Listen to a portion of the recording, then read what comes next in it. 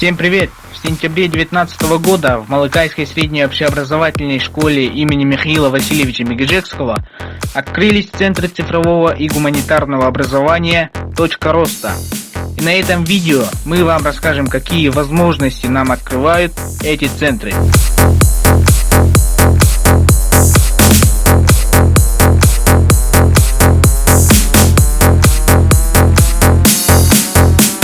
Благодаря точке роста уже сейчас большинство ребят определились, в каких направлениях им интересно заниматься и развивать свои навыки.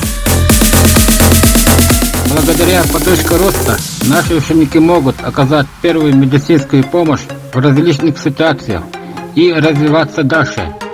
Это наша точка роста.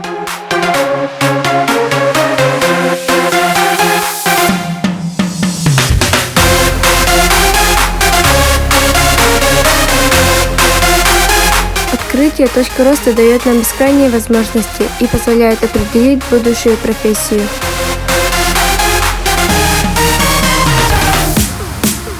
Благодаря точке роста я могу научиться развитию своих способностей. Благодаря точке роста у нас есть возможность получить дополнительные знания в области новых технологий, поучаствовать на самых различных конкурсах и быть там конкурентоспособными.